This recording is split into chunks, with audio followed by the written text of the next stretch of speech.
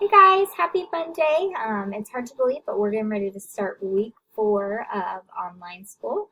You've completed 2.5 full weeks, and here we are. So before we get started, let's go ahead and open up with prayer. Dear Jesus, I come before you. I thank you for this day that you've given us. I thank you, Lord, that you love us all. I pray that you be with these students. Just help them as they're going through their day. Pray for each and every one of their situations that they're facing at home. Lord, you know the different challenges they have, so I pray that you'd help them through that. I pray for those that family are facing things that are hard right now, that you'd be with them. Thank you, Lord, that you love us, and just ask that you'd be with us as we all walk through this. It's in your name we pray. Amen. Special shout out to Papada. She is back home in Thailand, which makes my heart really sad, and we miss her very much, but I just wanted to say hi to her. We worked really hard on saying her name, and we love you and miss you, Papada. So pretty crazy that you're watching me from Thailand. Alrighty, so what are you guys going to do today? All you have to do is watch this video. Woohoo! That's so exciting, right? You're on your way to success. So weekly reminders. We are going to start having weekly class Zoom meetings. They will be on Wednesdays at 9. This is a required meeting, and it is for a classwork grade, so make sure that you are there. I will send a message in the portal so that you know exactly how to get on. We also have a new exam policy. This is pretty exciting news. If you have a B or higher in the class, you will be exempt from the exam. So keep those grades up, guys, and that'll be a great stuff for you. If you have a C or below, you must take it. So let's get those grades up high. Submission policy, when you're submitting things, if it is just text, if it's something that's simply text, it needs to be typed, and you need to use the submission box if I tell you to. If you do not, you will lose points. So if you're confused on how to do that, ask me. If it is a paper that has an image on it, make sure you submit it as a PDF. So don't submit it as a Pages file or Word file, because sometimes those can get messed up between you and me. So always export it as a PDF and submit it as a PDF, unless it's simply type, and then you'll put it in the submission box, but I'll tell you if that's required. This is something also new. Late submissions, back on campus, you automatically got 50% off. Well, now that we're in the portal world and doing everything online, it's a little different. You are only going to get 20 points off, or 20% per day.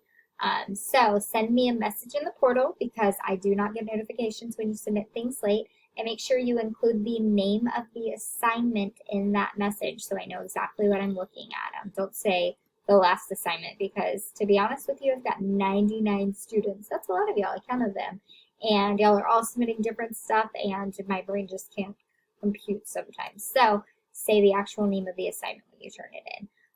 Things will also not be accepted after 5 days, so please make sure you're getting them in. Alrighty, so objectives. What are we going to do today? We're going to review a brief history of commercials, identify the major formats in commercials, examine guidelines for creating commercials, and examine pros and cons of commercials. So let's get started with that history. The first ad that was in the US was a commercial, was actually in 1941. This is like a screenshot from it. It was from Belova, which was a watch company, and it was only 10 seconds long. It was only broadcast in New York, and it was estimated that about 4,000 people saw it. In 1950s, they started being able to put moving images with their ads, which was something that was huge. And with radio, it was all sound-based. With print, it was one stationary image, but now they had moving images, and so they could show what their products could do, which was something that was really cool. 1952 was the first commercial aimed at kids, and it was a good old Mr. Potato Head. Here's a picture of him. He actually was a real potato piece. He came in a potato, and he had like piece packets and all. In the ad, they talked about the fact that you could use any vegetable you wanted. So Mr. Potato Head was not the potato head we have today. Not the one that's in Toy Story, although he did borrow a tortilla and a cucumber if you saw Toy Story 3. All those movies, they make me cry. All right, the 60s, jingles became big. Color was added, and there was less sponsorship. So before the 60s, actual products would sponsor TV shows, and something that was hard about that was shows were actually owned by their sponsors and controlled the content that went in them. So If they didn't want a character to be dead, that character wouldn't be dead. If they wanted a character to do something, that character had to do it. So the show, they were actually owned by the product. So just imagine if that happened today, how different television would be. 1970s, they started to get some decency, and they started to make rules about what could be in commercials, and cigarettes were actually banned from television advertising. They also started making lines about what could be shown for advertising for kids. So before that, they actually had cartoon characters like the Flintstones. Hopefully you guys all know who the Flintstones are. If you don't, please Google it, YouTube it, go see them, because that was before my childhood. Anyways, Winston Cigarettes was actually a company that had the Flintstones smoking in one of their commercials. So not only were they advertising cigarettes on TV, they were actually advertising it straight to children, and through the use of the Flintstone characters. And so obviously that was crossing a lot of lines, and that was something that was big. And there are ads today that cross a lot of lines too, and so we'll talk a little bit about that. The 80s and 90s, stories and celebrities became a main selling point. So during this time, they started to realize that people cared about their celebrities, and so they put them on there to try to entice you to buy things. People still do that today. It's still a common practice, but this is when it really started. And the 2000s is when the introduction of streaming platforms and DVRs came. So that affected commercials in a huge way, because now I just click my little button and it fast forwards and I am past that. Streaming platforms, you have no commercials at all. We do see commercials on things like YouTube now, because if you want to click through multiple videos, they'll throw an ad up. So they're getting creative with how to do commercials, but that changed things in a big way because they had to be creative with that. I'm going to move me back over here. Alrighty, so types of television ad. These are the main types. The first is demonstration, and that just basically proves what the product can do. So home security is something that's huge for doing that. They'll show a burglar breaking in, and then the alarm goes off and the police come immediately and everybody's safe and happy. This sunscreen one here is an example. They show the problem. Actually, well, this is kind of problem and solution too. But this one, I guess we would more so call that. I'll come back to that. Spokesperson is another one. So that's typically a celebrity or an expert in a field. Think about like athletes for Nike, or athletes for anything athletic based. You see a famous athlete and you're like, oh, well, he wears that, I want to wear that kind of thing. Peyton Manning and Brad Paisley are ones that always do the nationwide commercials. I love the one where he did chicken parm, you taste so good. That one still like resonates with me today. But they stand out for nationwide, and they just call attention to the company, and they're someone that you remember. Dialogue is something that needs to be believable, and it should be amusing. So you kind of want to make it something funny. It doesn't always have to be funny, but it can be funny. If you think about the All-State Mayhem guy, that's this dude right here. He's constantly showing us examples of what's going wrong, and there's dialogue in there. Most of the time, he's actually talking to you. Narrative tells a story, is highly emotional, personal, involving. So here we see this poor little puppy, and can anybody name the song that's playing right now? I don't know if y'all did, but it's Sarah McLachlan, Angel. Is the song. They actually switched to a new one recently, but they played that one forever. And it's very personal, and it makes you feel bad. It makes you feel sad. I always fast forward because I do feel sad, and I don't like feeling sad about that. And so they do that with that. Problem and solution is when they give you a problem and they give you a solution that goes with it. So one that stands out to me is new refrigerator. They have a new refrigerator that has a camera built in, and so you can see inside. And I still remember a commercial that was like, the lady was like at the store, and she was like, do I need milk? Do I need eggs? And she got ready to text her husband. She's like, oh, I can just check in the fridge. And like, she goes to her little app and pulls up, and you see that the milk is gone. And she's like, oh, need more milk, you know. So problem and solution is something like that.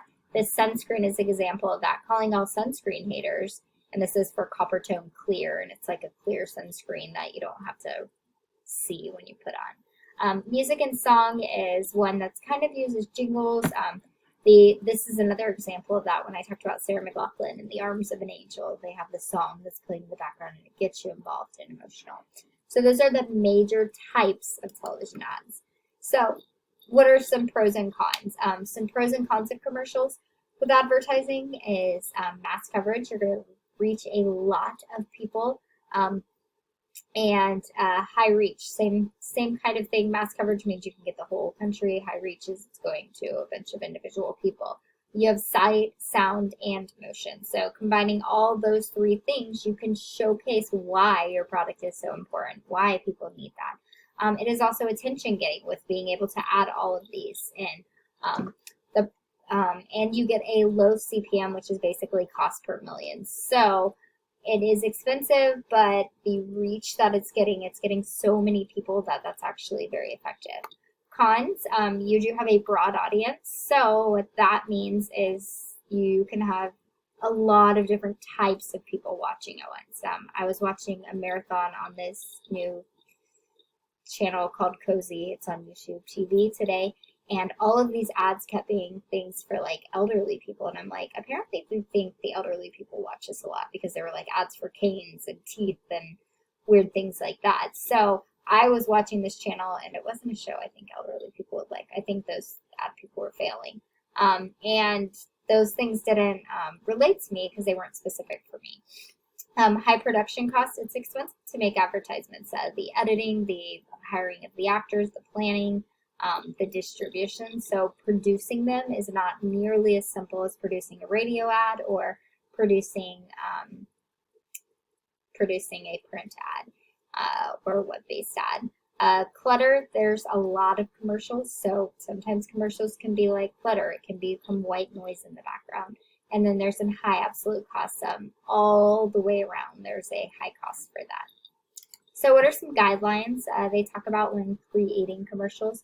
You want to use and support the video. So what you're saying needs to support the video, not explain what's happening. So you don't have to say, see Jane opening the can. No, you don't want to do that because that's wasting your time. You want to just support what Jane is doing and say something that's going to do that. You want to coordinate the audio with the video. So that's kind of pointing to the same idea. Whatever's going on with the video, the audio should reflect that. Seems like common sense, but it's things that you need to do. You want to sell the product and also entertain the audience. This is the entertainment business, and people have the option to fast forward. So you want to grab them. That's why using celebrities is something that's so beneficial because people see a celebrity and they stop and they're like, oh, I like that person. I'm going to stop and do that. So entertain your audience. You also want to be careful with that. You know, what ethical considerations do we face whenever we're trying to entertain the audience with something that might not necessarily be good?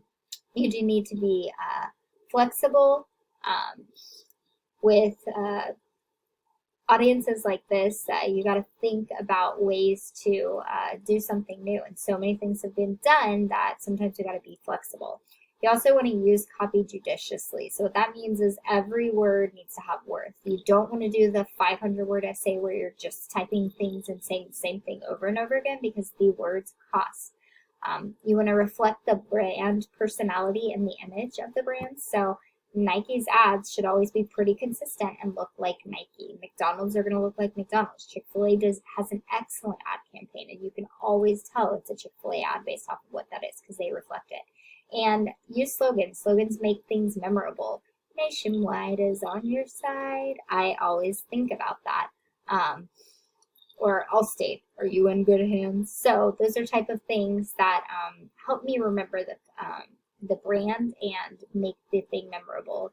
It's great if a commercial is funny and entertain me, but it's horrible if I don't remember the purpose of the commercial. So you want to think about those things with television advertising. Hope you guys have a great day, and I'll see you soon. Bye.